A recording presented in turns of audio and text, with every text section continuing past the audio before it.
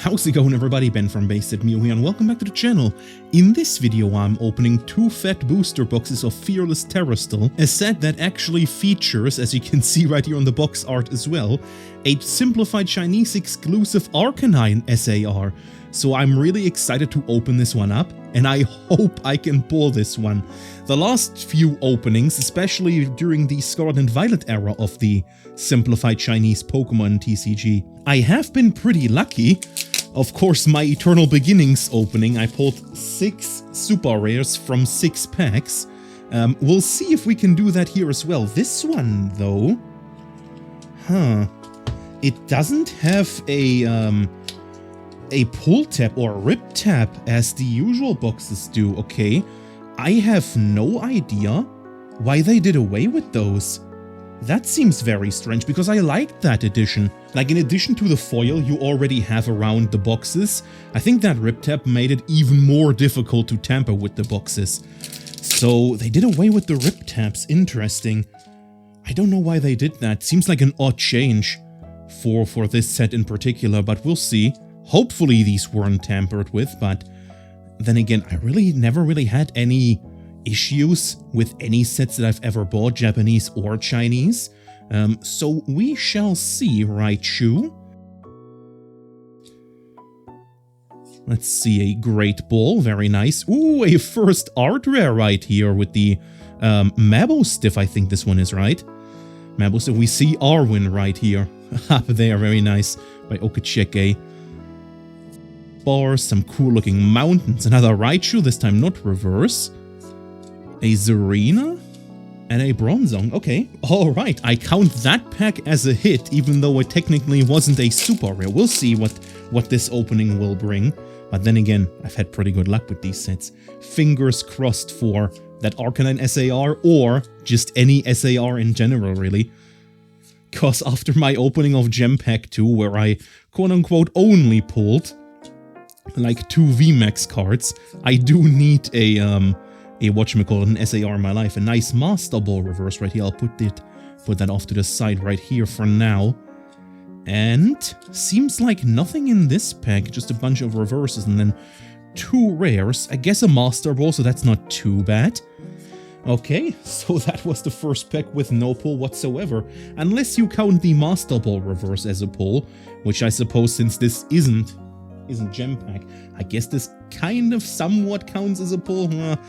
We shall see. I'll stay positive throughout this opening, though. I mean, as I usually do, right? We always gotta stay positive. Always gotta stay positive. Because I have a good feeling about this one, of course. This one will have an SAR. Or maybe this set in particular will be the first one where I don't pull an SAR whatsoever. That could also happen, because nothing is promised in this. Oh, I was getting excited. I saw the border right here and thought it was a super rare or an SAR, but no, it's just a texture double rare with the Gyarados EX. Pretty cool though. Xianpao. Okay, here we have the Arcanine just teasing us at this point. Abomasnow, get a Zangoose.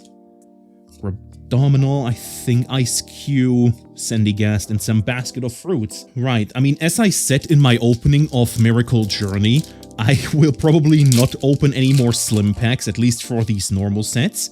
Because the slim packs, the pull rates are even worse than these fat packs, I feel like. Even though nothing is promised anymore, as I've said multiple times, not just throughout this video, but also in my other openings.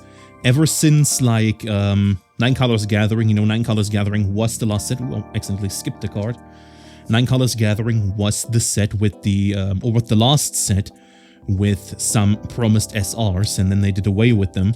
Don't quite. Oh my god, okay, it's an SAR. It's an SAR, I'm happy, okay. Holy moly, Xianpao SAR. Jesus, okay. That is very, very cool. Whiscash. We've got Bill. We've got Corviknight and Chandelure at the end there. Okay. Okay. We've pulled an SAR. We also pulled this Houndoom. I don't think this is Chinese exclusive, but I haven't seen this illustration before. I must not have pulled it in either of my openings, like either English or Japanese for the equivalent of where this card is included. That looks pretty cool. Very nice. And here is, of course, an SAR. Hey, nothing is promised, but we did pull an SAR, just like last time around.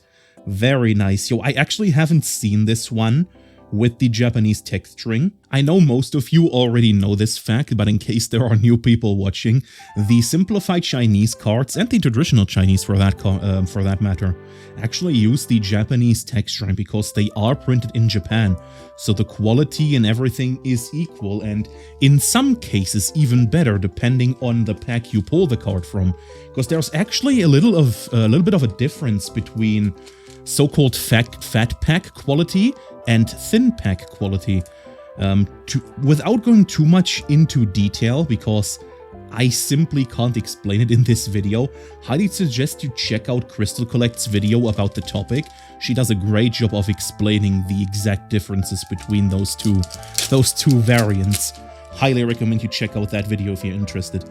Okay, well, we've pulled an SAR. I can already say this opening was pretty successful.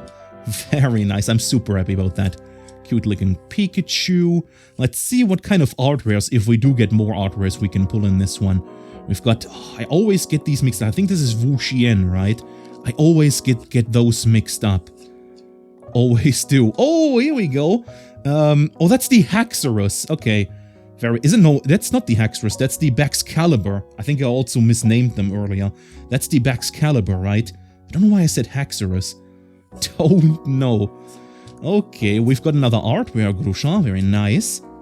I still need, speaking of Grusha, I still need the SAR from, what is it? It's not Clayburst, it's the other one, which I've forgotten the name of. Snow Hazard, there you go. Snow Hazard. I still need that one for my Full Art Trainer collection, and I want to grab that at some point. Pretty sure it's still rather affordable, but, you know, I still have the mail day sitting right next to me, my card hobby mail day. But I'm probably gonna buy, well, I definitely will buy more cards for the main binder, and as with the video like 2 weeks ago, you seem to enjoy the binder updates, and the mail days for that matter, and the mail days are, of course, my favorite kinds of videos to do, so I'm really glad you enjoy them as much as I do. Okay, Earthworm. Let's see, Slacking. Nope, just some goggles. Got a Jigglypuff, got a Jumpluff, and an Oranguru, and that was it. Some devastation on the land right there. Sea Titan, Mabo Stiff, and a Great Ball right there. Okay, so one SAR from that one and 2 art rares. That's pretty good. All right, we have one more pack left, or we have one more box left right here. Let's see what we can find in this one, even though the first box was already pretty good. You know, we got an SAR. I'm really happy about this, and it also means it wasn't tampered with, luckily. But then again, I think these would be pretty hard to tamper with, and then like many people, or like most people over in China, don't really see a need to. And there are so many security measures in place, right, to stop that from happening, to prevent them from tampering with the boxes. Also, funny thing I recently thought about, you know how these cards are printed in Japan, and obviously Japan has to print not just for, you know, Japan themselves, they have to print for a lot of different countries, which I didn't know previously. They're printing for mainland China, which is the simplified Chinese TCG. They're also printing the traditional Chinese TCG for Hong Kong and Taiwan, and they're also printing, ooh, very nice. We got an Earthworm right here. I'm pretty sure I've pulled this one before in English. Well, that's very nice. And I'm pretty sure they're also printing the Thai cards and the Indonesian cards. Not Korean, because I'm pretty sure Korean has their own printing facility. And the reason why I bring this up is because, you know, with so many different sets that Pokemon Japan has to print, maybe the print runs aren't as high as they should be. And I thought maybe mainland China could get their own printing facility, but I don't think there is ever a way for mainland China to get their own printing facility. Maybe part of the reason why they're never going to do that is because they're afraid that fakes are going to flood the market, right? But the thing is, because it's actually funny, something similar happened in Yu-Gi-Oh! With, I'm pretty sure, Upper Deck. Oh, another SR. We've got Falkner. Very nice. That's actually funny, because I'm pretty sure I've pulled the exact same card in my Japanese opening of, what is this, Clayburst or Snow Hazard? One of the two. That is super funny. I don't actually know the full story, because it's been a while, but I'm pretty sure from what I recall, Upper Deck used to be licensed by Konami to print cards, and then at a certain point Konami stopped them or revoked their license or something, but Upper Limit, or Upper Deck, one of the two, kept printing cards even though their license was revoked. And, well, technically they are printed on legitimately print facilities, right? But they're considered illegal cards. That's like the story that I remember. I don't remember every single detail. And maybe they're afraid of something like that happening in mainland China. That's why they kept to their own printing facilities, right? Why they're not giving China their own. But, you know, if demand keeps picking up, especially with the simplified Chinese version, yo, an ultra rare, a golden Xian Pao. It's been a while since I've last pulled a golden simplified Chinese card. Very nice. Oh my gosh, that is super cool. It's actually been a while since I've last opened a simplified Chinese ultra rare. These are super cool because they do have that slick Japanese texturing. You're probably sick and tired of hearing me repeat myself, but it is the truth. These cards are gorgeous to look at and cost a fraction of what the Japanese equivalent costs, which is great in my book, obviously. Alright, that was only half the box, surprisingly. We still have 3 packs left in this one. So let's make it count. Not technically an SAR, that is actually rarer than an SAR. So technically you could say the second box delivered as well. You could say that. Man, I do love opening these fat booster boxes, I do. My luck with them has been impeccable, like truly. I just wish they were just much easier to get. I mean, well, you can't really get them easier than just buying them off Taobao and shipping them to you. Gyarados again. Let's put you right here. Mimikyu, very nice. But the one thing that really bothers me, which, you know, you can't really change, is the shipping cost from China to whatchamacallit, to Germany, or just in general, I think. Well, it depends. I used UPS for this delivery, which was arguably super fast, right? But it was also super expensive. I'm pretty sure I paid like 90 euros for shipping. So that was pretty expensive. Well, mind you, I had a pretty big parcel this time around, because the product that I'm going to be opening at some point that was also in this parcel, which I don't want to reveal quite yet, that was pretty big and pretty bulky. Maybe that's why it was so expensive. But if you want the boxes quickly, you just basically have to pick UPS or FedEx, and in my case, I will never be using FedEx ever again.